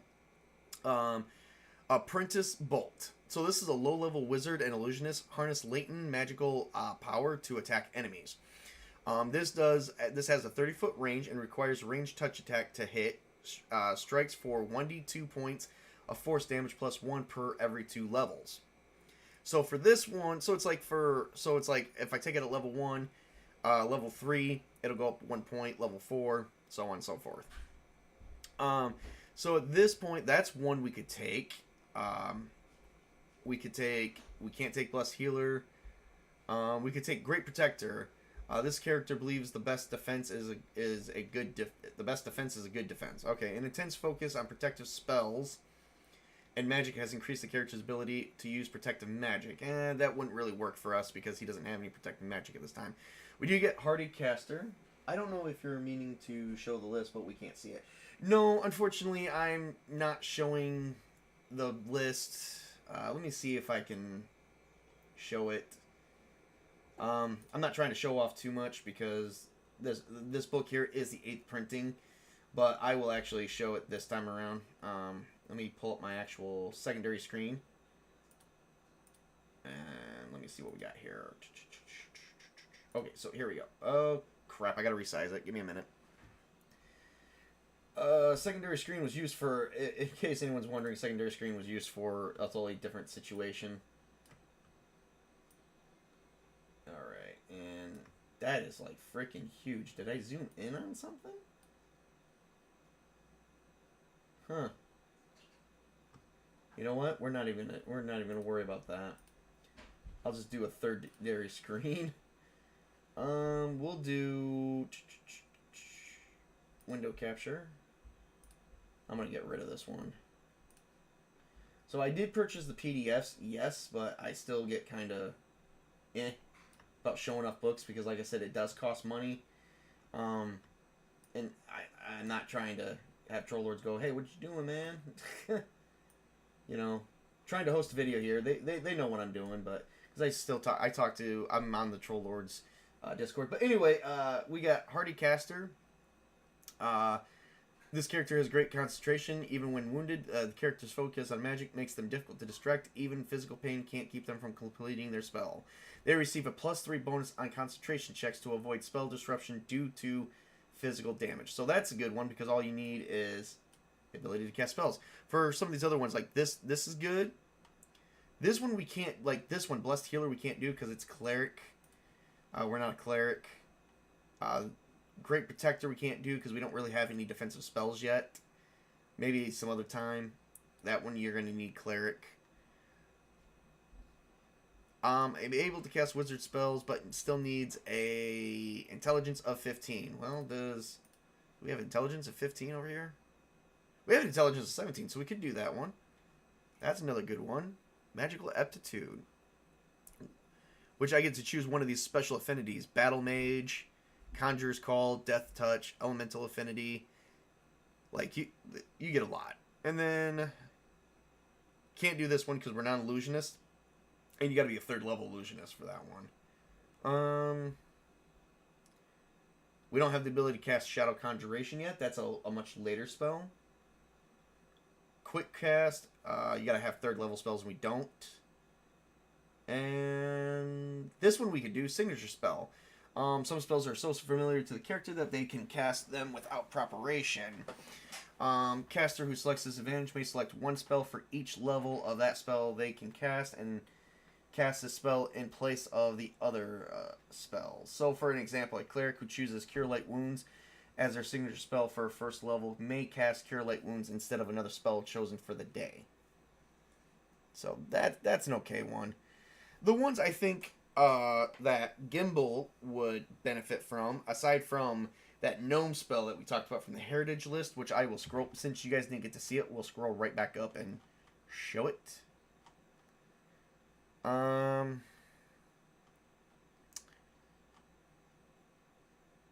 Right here, Magical Affinity. This is a good one because you only have to be a gnome for it. Gnome who selects this feat can cast... because when you're a gnome, you get these 3 spells you can cast once per day. This increases it twice per day. The only other one that would be useful for us at this time would be that or Animal Speaker, which I don't see really how Animal Speaker would help out a wizard. So I'm not sure. You know what? I'm going to go with, because it's a wizard and they don't have a lot of, like, they're not very strong. I'm going to go with, where is it? Right here. I'm going to go with Magical Aptitude. And I think I'm going to do, when casting spells that deal hit point damage to the target or targets the character as caster level +1. So I would be technically, for anything that does hit point damage, which would be Burning Hands, I would be my current level +1 higher than that. That's what that means. So, yeah, that one seems pretty good benefit. So, I'm going to put this away. And then we're going to go back to our character sheet. And that would be the advantage that I feel would be better for him, is for his Magical Aptitude. And we'll just mark it as Battle Mage. Which would be pretty good, because like I said, he does have like some spells that don't really do anything good, but you know, he's also 1st level. Burning Hands does do hit point damage, so that would be like his main spell. Alright, and so that was Gimbal. Let me check on Leah here.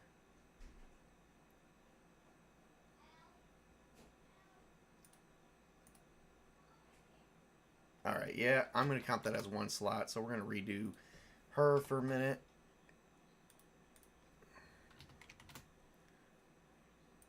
The only thing I think I can't get away, I mean, I could probably get away with the arrows in the backpack, but I gotta buy a quiver for, I'm gonna buy a quiver for her.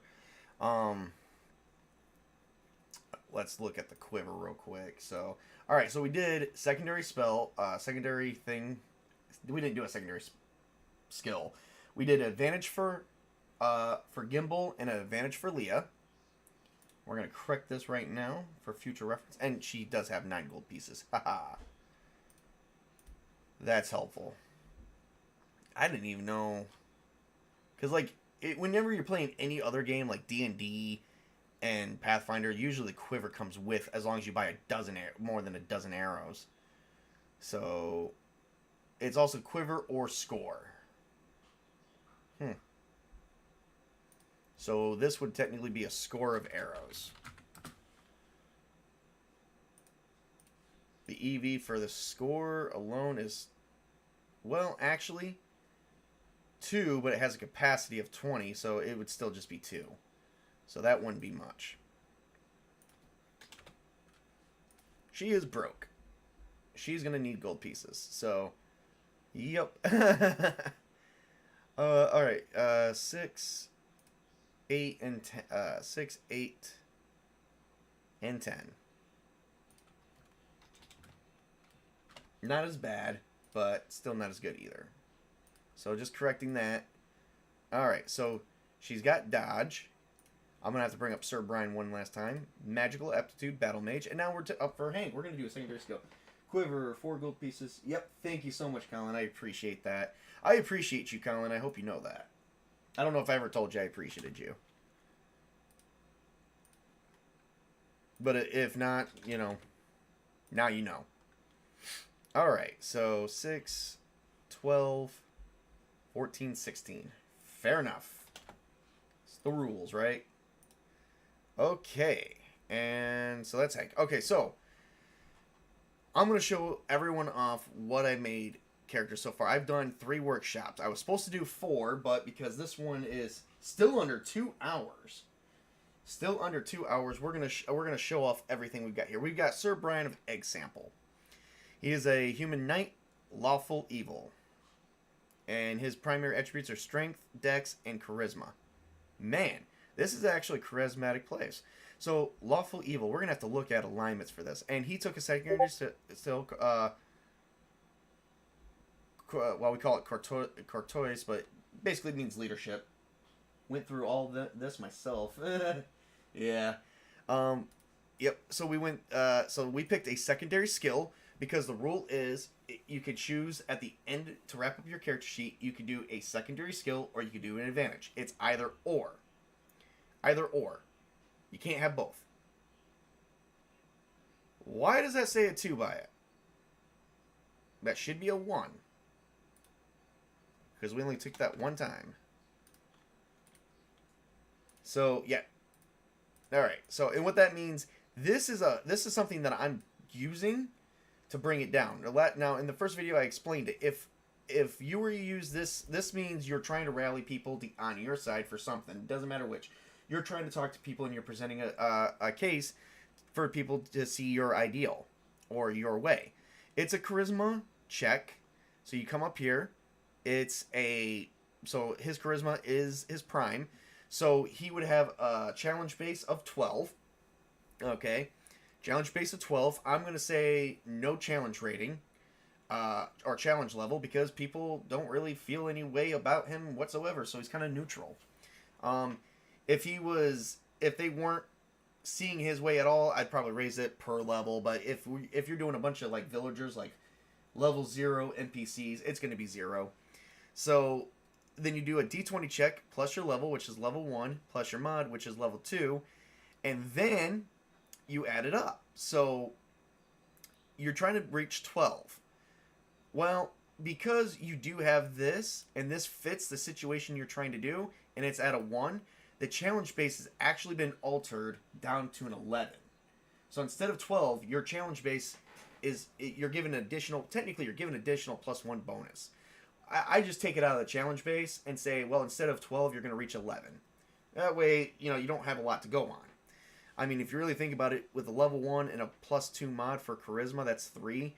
you know, basically just have to score an 8 or better on the dice. So you roll the dice and boom. If you get 8 or higher, you succeed. For Leah, we went through all the things. She is an elf. She does have an intelligence, and her primary attributes are Dex and Intelligence. Humans get 1 additional prime. So Dex and Intelligence, and we went through the thing, but we chose her to have Dodge. Now the reason why we do Dodge is because if she's against a single foe in melee combat, which she's a rogue, she's not very strong, as you can see, this +1 to AC would help. Now, because if she's against a single foe, even if she's against 2 foes, as long as she goes up against 1 foe at a time, like say she's got 3 foes in a room, but only 1 is on her and the other 2 are sitting back watching, that's still 1-on-1. It would add a +1 misc to dodge. Right now her AC is 14. It would be 15 if they were on 1-on-1 battle. So it'd be a little bit harder to hit her. Not by much though. And then Gimbal, who is a Gnome Wizard. He's also chaotic neutral. This is weird. We have, as you can see here, we have lawful evil, chaotic neutral. So we got 2 characters on the chaotic side, 2 characters on the evil side, only 1 character on the lawful side so far. Gimbal was chosen magical aptitude because he's the only one that can cast magic out of the group. So since there is magical advantages, I chose him to have an advantage. His advantage is Battle Mage, which will actually make any spell that is actually offensively hurting someone is counted at a level 1 at your caster level +1 higher than that. So it may hurt even more. Haha. It depends on what it is with Burning Hands. So, and then with Hank, we're gonna choose a secondary skill because I figured 2 for 2. 2 characters get secondary skills, 2 characters get advantages. That way, I've shown you guys an equal amount about what I really mean, because you can only choose 1 secondary skill or 1 advantage. Now, this you can also change it up per level. Like whenever I just say, "Hey, on this level, you get to choose another advantage or another secondary skill, or the same secondary skill," you get to add it another time, which will actually help out with rolls with that particular skill. That's only at certain levels, which we'll, just quickly cover here. So when this does happen, and this is how I'm going to count it. So let me go back to my main page, and I'm going to show you what I'm talking about. Okay. This is called right here, Table 18.2, the advantage progression. Now this is only for advantages, but I'm doing this for secondary skills too. So like fighters, you can choose a secondary skill or advantage at 1st, 3rd, 6th, 11th, 15th, and 20th. These classes get to choose at 1st, 2nd, 6th, 12th, 16th, and 21st. These ones get to choose an advantage and secondary skill at 1st, 4th, 8th, 12th, 16th, and 20th, and then so on and so forth. So at those levels is when you get to choose another advantage or another secondary skill, or the same one. I figured that would be nice to award only at certain points and not at every single point. So, alright. I just saw the performing arts here, so let me see here.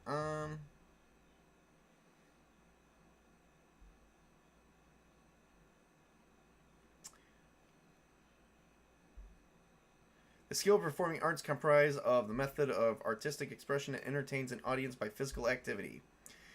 Singing, juggling, and playing. Okay, so performing arts, charisma. That would definitely be Hank's big thing right there. So we're going to put the performing arts. So anytime that he is singing to someone, he now has to use his charisma, which is a 0. If the crowd is, like I said, about mythology, intelligence, or performing arts, charisma. I can see performing arts being charisma, but mythology kind of goes hand in hand with legend lore. But, that's, like I said, I gotta figure that one out. I gotta understand that one better. I think it's a lack of me understanding, personally. But I could be wrong, too. Alright, so, by using the performing arts for his singing, if anytime that he's singing to a crowd, he has to do his charisma roll, which he has a 0 in, but he's still a prime in it. So his challenge base is going to be 12. And let's say it's just a bunch of NPCs, regular level 0 people. So he's got to get a 12 or better. Well, with performing arts, and that would fit in that situation, I'm going to make it 11 or better. So it's going to be a d20 roll plus his level, which is 1, plus his mod, which is 0. So that means he's got to get a 10 or better on dice to succeed, because the result only has to equal out to the actual goal. So, unfortunately, if it was like a bunch of people, like when the characters get up to like maybe higher levels, I will probably turn the NPCs like every 3 levels. Like say they went to a tavern, their 5th level. I'm gonna say the NPCs are all 1st level characters. I think every 3 levels I'm gonna up it. So like if you're level 1 to 3, most of the NPCs you're gonna encounter are gonna be like level 0. Unless they are important NPCs in some case or form, then they're going to have a higher level than that. But if they're just random, level 0. And then if you're like 4 through 6, the NPCs that they encounter are going to be all level 1s, even if they're random and no-name people.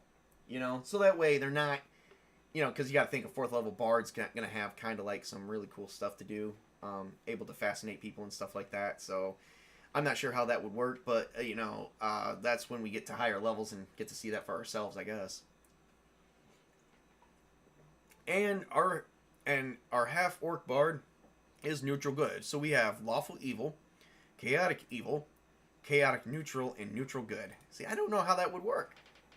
Because when looking at the axes, you would look at the axes as something like this. I'm going to pull up Notepad. I mean, I think we've all seen these before. If not, I'm going to show you guys something.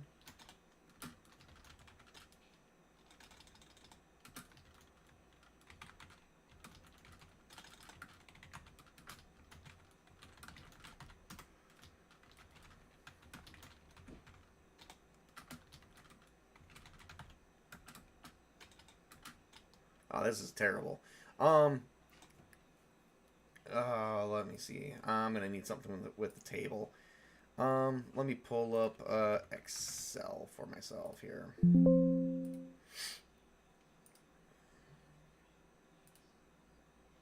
Okay.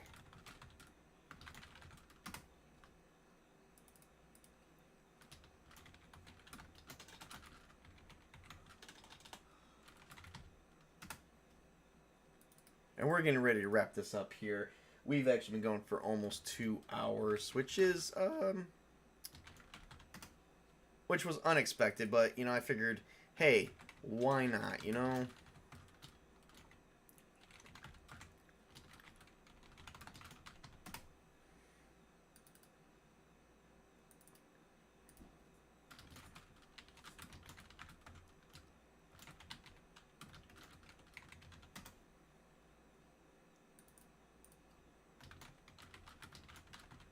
All right.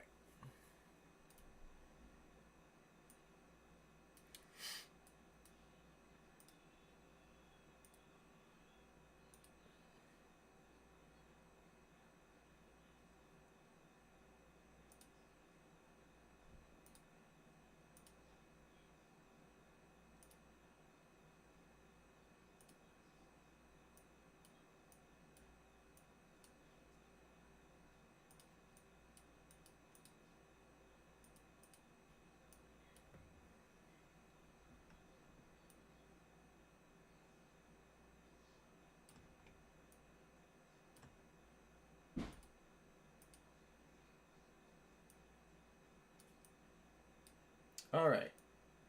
So when looking at this axis I refer to quite often. A lot of people are probably wondering. You're probably wondering why, and I'm going to tell you why. Just let me get some borders here. Give me 1 second. Oh, okay. So it's gonna stay like that. Okay, cool. Okay. So let me tell you why. Because when you're looking at this axis here, you have the lawful axis, the neutral. So this is your lawful to chaotic axis. This is your good and evil axis is right here. So your first words are right here, and these are your second ones. So this is good, This is your lawful to chaotic, you know, something like that. Or your no, this is your lawful to chaotic. This is your good to neutral, or good to evil. You get what I'm saying. You see it. Not the most tight-fitting party. I suppose the skills can be used to cover some areas that are class-specific, just perhaps at a lower level. Not the most tightly fitted party, to be sure. No, because we have... Okay, so this carries your law to chaotic axis. This carries your good to evil axis. Okay, so we have one that is... So we're going to mark off what characters we have. Okay, so we have one lawful evil, which...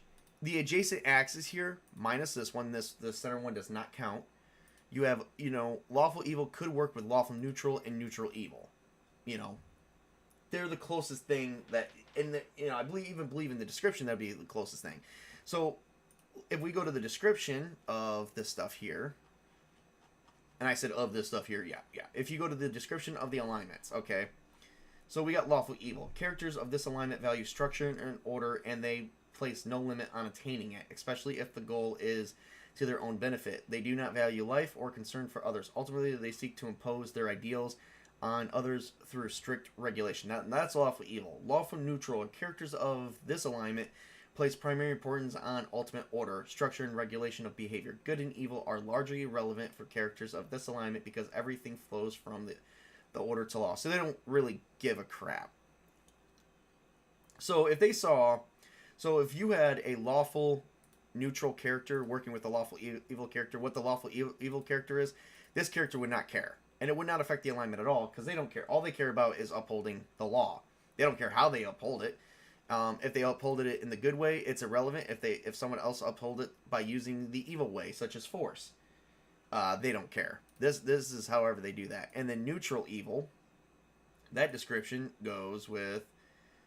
characters of this alignment mirror those of neutral good, but they typically follow a road that benefits themselves instead of others. So that's how the adjacent works, if you think about it. So as long as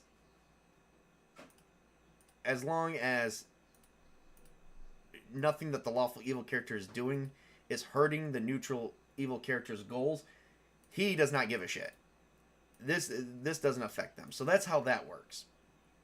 Okay, so we got Sir Brian, who's lawful evil. We have Leah, who's chaotic evil. Okay, and once again, adjacent axis. So these two would work good with a neutral evil character. As far as chaotic neutral, only the chaotic evil one would be like that. Because chaotic neutral is actually characters of this alignment value individual freedom. They have no qualms in achieving it through whatever means necessary, good or otherwise. So they don't really care. Once again, they don't uphold the law. They just want to further the goal. They don't care how they do it. So this one, they would work good together. The lawful evil character, Sir Brian, would probably have a problem with this character because it's breaking the law. Granted, he will uphold the law by force, you know, and force his ideals on others. So if he can't force it, and you know, and they are not, and you know, a chaotic neutral person will not allow someone to force their ideals on them. That's how that would work. And then we have Gimbal, who is chaotic neutral exactly. So Gimbal would not allow Sir Brian to uphold his ideals. He would be like, no, I'm a free person. You can go